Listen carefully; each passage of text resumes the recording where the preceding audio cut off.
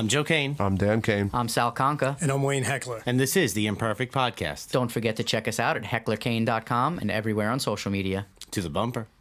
Oh!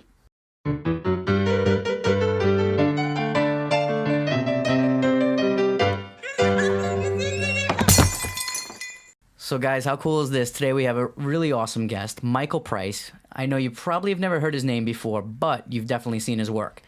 He has written for The Simpsons. He's an Emmy Award winner. He co-wrote The Simpsons movie. He's been with them for 13 seasons, which is clearly a career. Yeah. Not only that, he's now writing F is for Family, which is a Netflix animated series, and he's co-producing that with Bill Burr.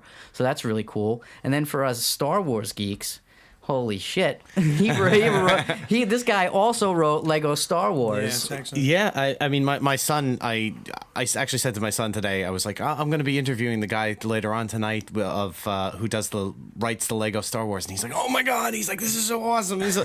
My son's 4, and he was so excited that I'm going to be talking to the Lego Star Wars guy. And in my head, all that's buzzing around is going, Simpsons. I know. We're it's like we do the pre-interview questions, and we're like, every one of them, I was like, Simpsons. I was like, oh no, I'm going to have to ask him other shit. Like, we're going to have to ask him other questions. It shows us our age growing up with The Simpsons. It was so dominant in our lives. It was a pioneer in many ways. I know. I mean, all through college. I mean, I was an avid watcher just my whole life. One of the first Halloween parties I ever went to, you dressed as Homer and your wife dressed as Marge. So, that was really cool. But we changed out every single picture in the house with Simpsons photos as our Halloween decorations. Like that was your family. That was our it was our family. Yeah. So. It was pretty badass. It was like walking into the Simpsons house for your Halloween party. It was pretty cool. It was pretty damn cool. I have to give a special shout out in how we came to get this guest. Juliet Miranda, who does the Unwritable Rant. She's been really friendly to us. She's part of the Pottern family, which we're also part of. And we could say cheers to her too. Yeah, cheers. We don't have any bourbon or wine tonight, but we love you and thank you so much for introducing Michael. So you guys ready to talk to him? Absolutely. Yeah. Michael, welcome to the Imperfect Podcast. Hey, thanks for having me. Hey, Michael. Yeah, glad to have you. We have so many questions, so hopefully we'll get to all of them. I mean, a writer of Simpsons, that's the first thing that comes to mind. I know, right? You're doing a lot, but wow. And I want to start with this. Let me say this. Simpsons was such a groundbreaker for the time. It was before anything like this. You set the tone for Family Guy. I mean, that's very exciting. You guys did great there. I mean, you're a great writer, sort of episodes that you wrote, you co-producing. I'm just very excited. I think you did great work here. Cool. Oh, thank you. So there's no actual question. He's just buttering you up.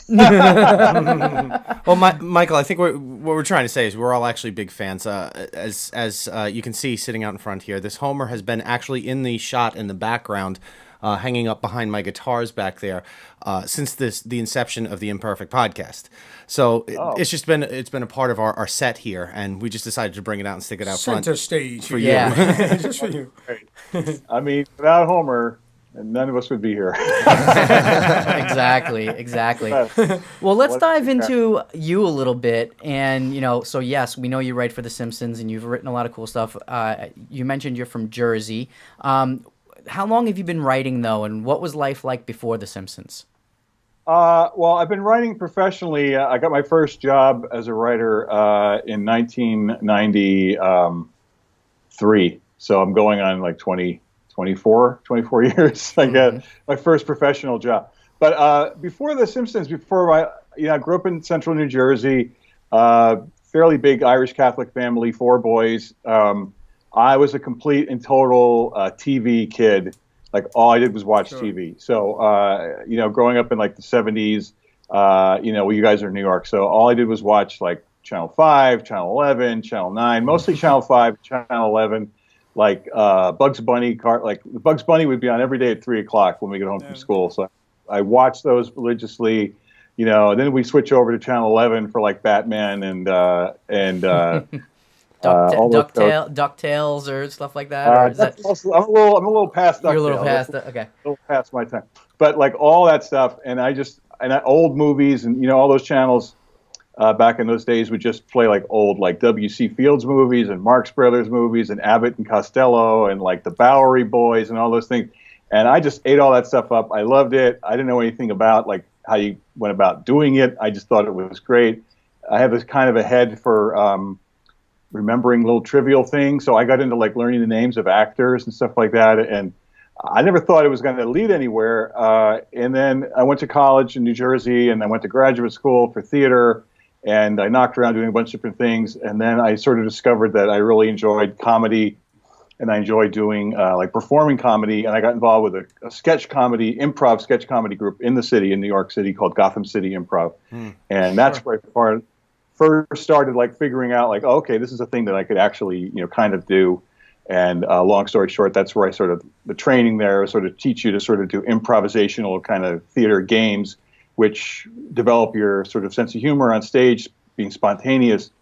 And then they would tell you like, okay, you came up with a really funny thing during this improv, like now go home and like write a scene for that character that you came up with on the spot, and then that's how you learn to sort of take a spontaneous idea and then go home and like write it and turn it into a scene. So that's what's sort of teaching me what writing is about. And I hooked up with a partner. We wrote a bunch of stuff together, and we decided to sort of be like a two-person act. And we made a show together that we wrote, and we sort of played it all around New York City. And some people who were interested in us, like from the industry, saw us and said, you should come out to LA and like showcase it in LA. So we kind of said, okay, let's go. So we quit everything, threw everything in a car, drove out to LA. This is like 25 years ago now, like the 92. And knocked around here for a while trying to get something going, and we eventually got a little bit of taste of stuff and got an agent from that, and that's the hard part, is getting an agent. And through that, we ended up splitting up our team, but I ended up sort of like writing. What you do is you write what are called spec scripts, which are like, you'd write like sample scripts for shows that are on TV at the time. So like back then I wrote like a Murphy Brown, what else? Coach, all those shows. Oh yeah, all those classic sitcoms. Did you do a Full House or? Not a Full House, no. But one of my high-powered agent, got me. He represented the guys who were the head showrunners of Full House at the time. So he got me an interview at Full House to try to pitch them to try to write like called a freelance episode, because there's like writing staff, and they write most of the episodes on a show, but then occasionally they'll hire like freelancers to write one. So they were looking. So I came in with all these stories. But it was like season 10 or something of Full House. It had been on for a long time already. So every story I pitched, they'd already done or whatever. So how about this idea? Not done it. How about this one? No, done it. It was all that. And they filmed at Warner Brothers Studios in Burbank. And I didn't know where to park, and parking is difficult there. And I parked on their New York City street, their back lot, which actually I think was like the place in the Batman TV show when they would pull up to like Gotham City Hall and run up the stairs, that big column. Yes. I think it was that place. So I parked my car right in front of like Gotham City Hall and walked to this meeting. In the middle of the meeting, someone said, "Do you have I had a really crappy car. Do you have this car out there?" I was like, "Yeah." They're about to tow it.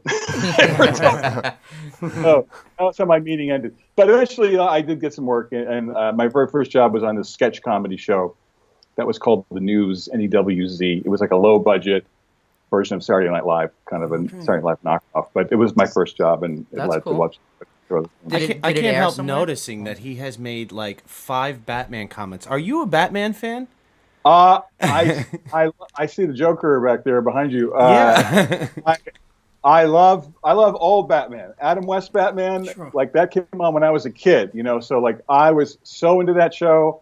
I loved it so much. My friends in the schoolyard, because it used to be on 2 nights in a row. The original show, when it came on, it was on Wednesday night, and they'd have the little cliffhanger, and then it'd be on Thursday. It would be the second half. So on Thursday morning, in like first grade, all we could talk about was like, how's he gonna get out of it? What's he gonna do? They're in that giant ice cream cone, like that the Riddler put them in, Mr. Freeze put them in. How are they gonna get out? So yeah, totally into that.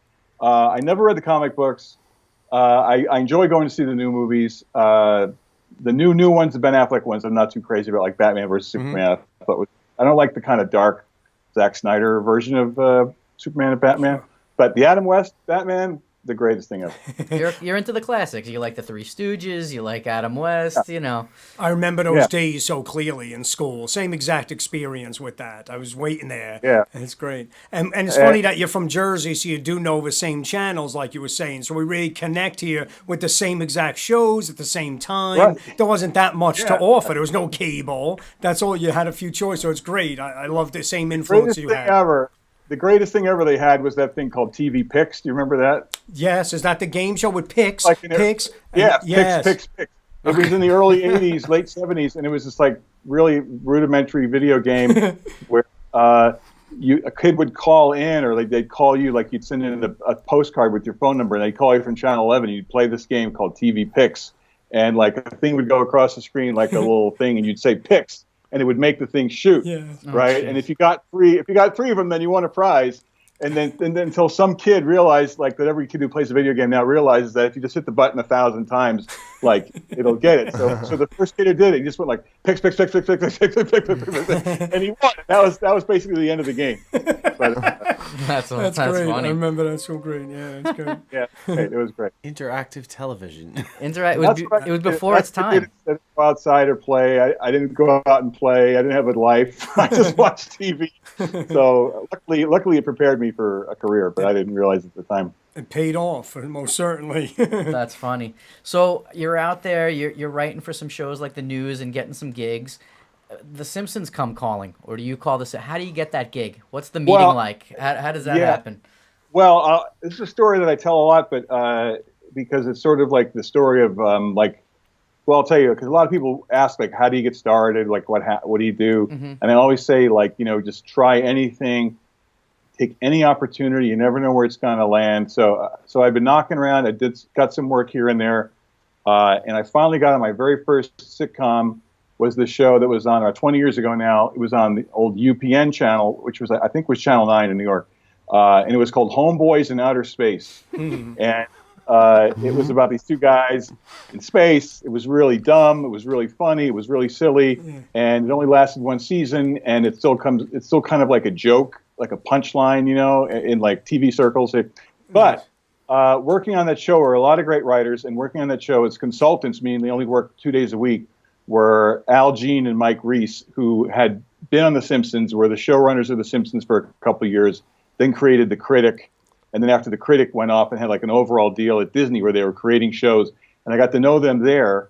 And then the very next year they created their own show for ABC, which was called Teen Angel. And they hired me on that show.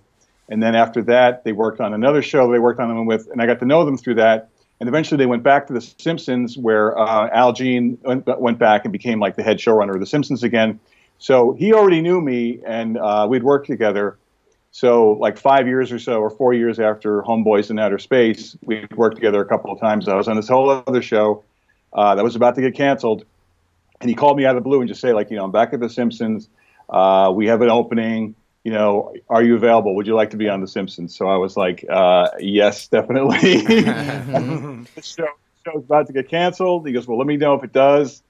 And so then I started kind of praying for that show to get canceled, because it was going to get canceled. And then it did. And then I called him up and he's like, yeah, so they hired me. That's how I got hired on The Simpsons. But it always, like, you never know, like, what show or what job is going to be the thing that will help you meet somebody who will help you 5 years later. The Simpsons have already been going for so many years at that point too. Jumping into something like that, is that something that makes you nervous? Because now you're going into a show that, hey, how much longer of a run? I mean, who knew that it would take you another 14 years now at this point? Further, but 15 years. How do you look at that? I wasn't thinking about. I'd been on. All I had been on at that point were shows that lasted like half a year, or like I was on one show that lasted a full season. So to be on a show that I knew would be on at least 2 years, I was like over the moon, and to be on The Simpsons, which is still the greatest show ever, and especially back then, was coming off its heyday and was still, such great writers, and to go into that room with these people, I was just unbelievably thrilled. It was a very daunting experience, because when The Simpsons started, I watched it quite a bit. I really enjoyed it. I always admired it, but there were a couple of years there where I was busy, working on other things, and I got married. I had a young son. So, and this was before the days of TiVo and stuff like that. So I missed entire episodes. I would watch it whenever I could, but like I didn't know the show as super well as I know now. Now I'm working on it. So the first day I went in there was it was close to 15 years ago right now. It was December of 2001. And I went in there and all these guys were there who I knew their names and I admired them so much. Like guys like George Meyer, were there, and John Vitti and Al Jean and Mike Reese and all these amazing writers. And I was very intimidated by them. And there were names of characters that I didn't really know who they were. Like talk about Gil, old Gil, like Bill. Yes. Like I didn't know who he was. They're talking about. I was like, oh yeah, Gil, but I had no clue who he was. Or even like, I'm going to sound like an idiot now, but I didn't know like Homer's friends Lenny and Carl, like what their names were. I just knew there was like Homer and Homer's two friends, and so. Don't ever show up at Comic-Con and tell anybody that. No. They'll run you out of there. And there's a guy that's called, the very first show I was working on, that very first day was the one that turned out to be the 300th episode. It's where Bart sues Homer to be his own kid, Emancipation, and he goes and ends up living in this loft with Tony Hawk and all the skateboard guys. Yep. So they were writing the scene in the courtroom, and they were talking about, well, who should Bart's lawyer be? And one of the guys, this guy, Ian Maxstone Graham, a great guy, he goes, well, I think it should be Burns' lawyer. And I was like, well, why would it be Mr. Burns' lawyer? And he's like, no, that's what we call the guy. But that's what they call that guy who other people call the blue-haired lawyer, the guy who looks like Roy Cohn. The guy's like, Mr. Simpson. So, but his official name in the writer's room is Burns' lawyer. Okay. So, like, I had to learn all these things, Yeah, so, sure. Well, the character list, like, how deep is that character list? Oh, it's hundreds. Right. Hundreds. Yeah. Yeah, and there's a big poster on our wall, like these posters that the show puts out. There's like one of like all the characters all lined up, and so sometimes like if we're thinking of something, well, it's like all just sort of stare up and look at that wall and like, oh yeah, how about that guy? Like, excellent. Well, that's what we'll remember. We'll remember that there's whatever Leopold, the guy from Superintendent Chalmers' assistant, things like that. But that's just the reality of writing. I mean, when you're working on this show, you're going to really know the show. But when you're first getting on your first part of it, you're not going to remember every single character because your mind is focused on other projects. Oh. But that's great. I mean, look how far you've come. Now you know them all practically. I do know them pretty well, and I have a pretty good memory, like I said earlier. So I seem to remember like shows from 15, at least all the shows that I've worked on. I have a pretty good memory of someone say like, when did we do that thing? I was like, oh, that was this show from 8 years ago. Do you get any leeway to invent your own characters by any chance, or have you invented any characters that are? Yeah, I have. Show? I mean, I've come up with a couple of characters that have gone on, but none of them are like as immortal, as like Gil or anything like that. But the one character was based on a gym teacher I had. Is this guy called Coach Krupt, and he's the really mean gym teacher who just throws dodgeball bombardment balls at the kids. Mm-hmm. Yes. So that's my guy. So whenever he shows up, you get, because the Writers Guild has a stipulation. If you create a character like that, and he appears in a show, the first time he appears is in a show that you wrote, then every time that guy shows up and says a line, you get like $200. So I get Coach Krupp the money. That's great. That's great. And then there was an episode with Krusty. With Krusty like exploiting Cletus's kids to be like singing stars. So we came up with all new names for Cletus's kids in that episode. So there's all these like Cletus kids that sometimes show up that are mine, like W. There's one called W. There's one called Birthday. There's one called International Harvester and things like that. So sure. those are my characters. There you go. That's good stuff. So, I mean, you were talking about, we said like Full House, for instance, right? You go in, you pitch all these ideas. The show's been running for so long, everything's been done, right? Same problem with The Simpsons. I mean, what do you attribute to the longevity? How do you guys keep it fresh? Is it just a factor of because the characters don't age, right? It's this elastic time warp that you guys kind of play in? Yeah, I think that's one big part of it. I mean, again, I started whatever it was season 13 or season 14, so the die was already cast long before by all the great guys who started the show, like Sam Simon and Matt Groening, of course, is still there, and Jim Brooks. Al and Mike and the original writers, but they created this like vast world with all these characters who don't age, which is great, and it's also great that they don't really learn anything. So in the course of an episode, maybe they learn something, but then everything goes back to the way it was, which is a great a great way for for that show to work. And so and it just keeps, even though they never age, we sort of keep moving forward in time. So we're now doing stuff about what's happening in the world right now. So that I love that part, that it's always happening now. And I know there's some shows where some super fans have been very upset about shows that sort of messed with the timeline. Like, for instance, there's a show that my friend Matt Selman wrote about 10 years ago now, that was called That 90s Show, where Homer got involved in the kind of Nirvana style grunge band called Sadgasm.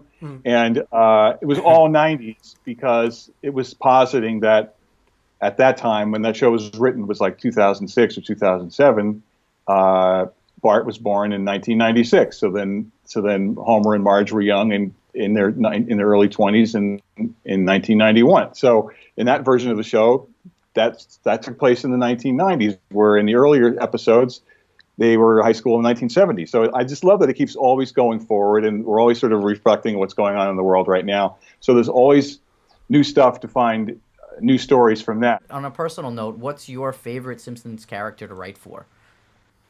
Well, as a matter of fact, it's Krusty, and I'm writing a Krusty episode right now. I pitched a Krusty episode last week, and it went over well enough that I'm in the middle of writing it right now. I can't really tell you what it's about, but I just love Krusty, because going back to what I talked to you about earlier about how I loved watching all those old movies and W.C. Fields and Marx Brothers. I love old show business, and so Krusty embodies all of that. All that. He's the vaudeville king. Yeah. So I love him so much, and I had that one show. I wrote the one where like I told you, where Cletus's kids and Krusty kind of exploited them to be singing stars in the third act. But I've never done like a full-on, just all about Krusty episode. So that's what this one is. Cool. Does that encompass Itchy and Scratchy as well? Then there's no Itchy and Scratchy right now. There could be, but there's no Itchy and Scratchy element of it right now. When we see that episode and Itchy and Scratchy's in, you got to give him props. Yeah, right. Do I get $200 or something?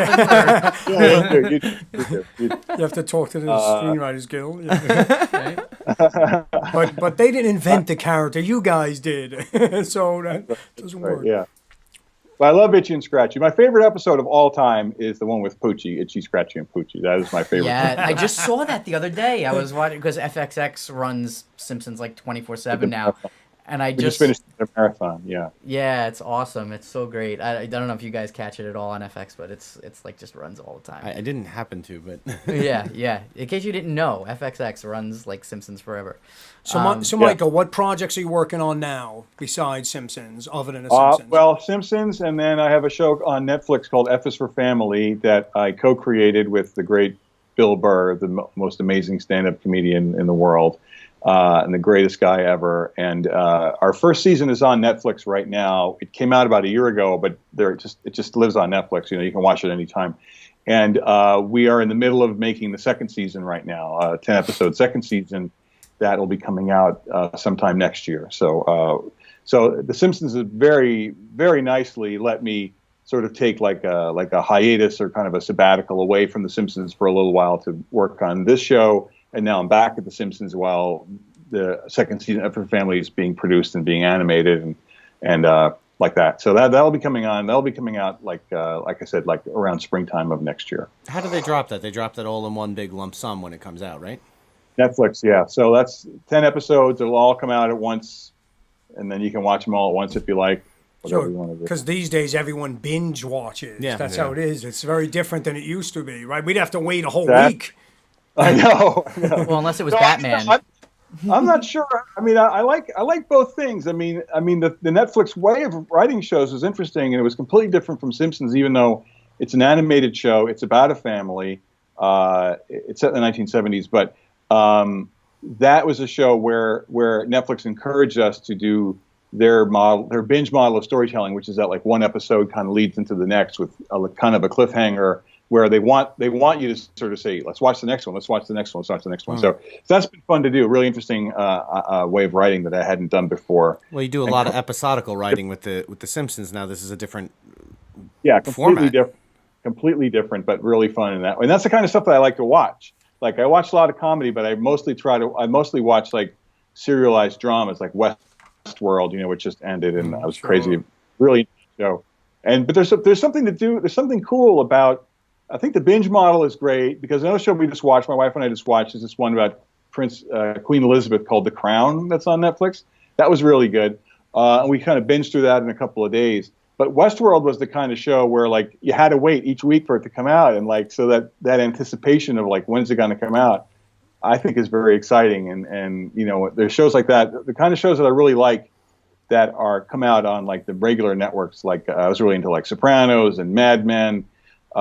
Breaking Bad, Better Call Saul. Those are the kind of shows. And the Americans is great, where you have to wait each week for it to come out, and that there's something great about that still. There's a certain anticipation going, like, oh man, what it's that old phrase about the water cooler, talking about the episode around the water cooler the next day.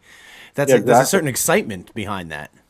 Yeah. The only show that I do like that now is The Walking Dead. Like I binge watch a lot of stuff, but The Walking Dead, I have to watch it live when it's on every week. You know, I wait for it. I wait for that anticipation. Yeah. You know, that type of thing. So I'm curious though with Netflix and how that process works. How influential are they in the creative process, or do they just give you guys full reign? You know, was that commissioned by Netflix, or did you guys shop it around and Netflix picked it up? We actually took it first to another place. We took it to Cartoon Network originally. And this was a couple years back before Netflix really was doing much. Like I think at the time when we first sold it, we first took it to Cartoon Network. I think Netflix maybe had one show. I think they had Orange is the New Black, I think was their first show, or House of Cards maybe. So we weren't anticipating it to be a binge type show. We thought it would be more like a Simpsons style in terms of like standalone episodes. And then we wrote an original pilot for Cartoon Network, and for various reasons, they decided not to go forward with it. So then we worked with our production company. Is Vince Vaughn's production company. It's called Wild West Productions. Nice. So Vince Vaughn was sort of behind that, and he was very enthusiastic about the show. He's like, "This is not dead. We're going to take it to Netflix. You know, you'll see." And then he did take it to Netflix, and it just happened that Bill Burr already had a relationship with Netflix because he had done some stand-up specials for them, and so they had done very well. So it was a natural fit, and then they ordered it from there. And then they asked us to sort of make it in their style of writing. And by the time we wrote it, got the deal made, and it came out, by that time there were a bunch of shows on that. We were one of many shows on Netflix. Mm-hmm. And now there's like, I don't know, hundreds and hundreds of shows on Netflix, of which we are one. But they've been very great. They're very, very encouraging, very they sort of let us pretty much have free reign in many ways. So they give suggestions and talk about like, what if it was this, what if it was that, but very encouraging. And if anything, they were like, go further, like push the envelope. Because we were on Netflix, we didn't have to abide by any kind of network kind of censorship rules. So if you've seen F for Family, it's very R-rated in terms of language and things you see on the screen. And they were like, go for it, just go for it, go crazy. It's Bill Burr comedy. I mean, yeah, I was gonna say, could Bill really live anywhere else other than Netflix? Because his style comedy, right? I mean, to be censored, I don't think it would if work. They were on Cartoon Network with like even Adult Swim, where they push the envelope a little bit more at night, I would think that would be restrictive for you guys, considering his type of comedy. It would have been. So I can't imagine that version of the show. I'm glad that it worked out this way, because Netflix has just been the perfect place for the show, and we've been so happy with them, and they've been very happy with us. So how does, like, I see it now, the way writers mostly make it seems more rare for a writer to make it as a creator right off the bat. It seems like you have to be a writer for another show. You do your scripts. Yeah, sure. Well, I mean, it's a little bit different now than it used to be, only because of technology. But normally how it would work is like, you'd get like my sort of path was, you get staffed, like you get hired on as one of many writers on a writing staff, and then you sort of, establish yourself that way, and then maybe after you've worked on a couple of shows or you've got a couple things under your belt, then your agent feels like they can call up like an NBC network and say, like, this guy wants to come pitch you a new show because he's worked on this show for a couple of years. So that's the way it always did work. It still kind of works that way, but now, like there's a number of shows that are on there, like Broad City, which started out as a web show. Those two women like just created their own web show, and it's so funny that Comedy Central said we're going to turn it into a TV show. So I mean that still happens a little more than it. Definitely that wouldn't have happened 20 years ago before the internet. So, but it's still sort of that way of like, sort of, you have to sort of, establish yourself a little bit in the business, and then before you can sort of just walk in the door of like an NBC or HBO and say, here's the show I want to do. One thing we didn't get to yet, and it's a pretty big deal for us, is the Lego Star Wars series that you've written. Yeah. We're huge Star Wars fans. Me too. We're going to Rogue One together. Like, we're all going to watch that. So you executive produced these series and the TV specials. One of them being the Yoda Chronicles, which was huge. I know Joe has seen that with his son. Tell us about that experience and what was developing those like. That was incredible. I mean, I've always been a big Star Wars fan. Huge, going back to 1977, when the first movie came out. So, it just sort of worked out that way that, Lego had done these video games, the Lego Star Wars video games, and they have little cutscenes in them that would be little funny, like 2 or 3 minute shorts. And they decided they wanted to try to make it into a full 22-minute special. And they kind of went out to a bunch of writers, and they knew about me a little bit because I had came close to working on another Star Wars related comedy show that was called Detours. That was it's kind of the great unseen Star Wars comedy show that was produced by the guys that make Robot Chicken, Seth Green and Matt Penreich.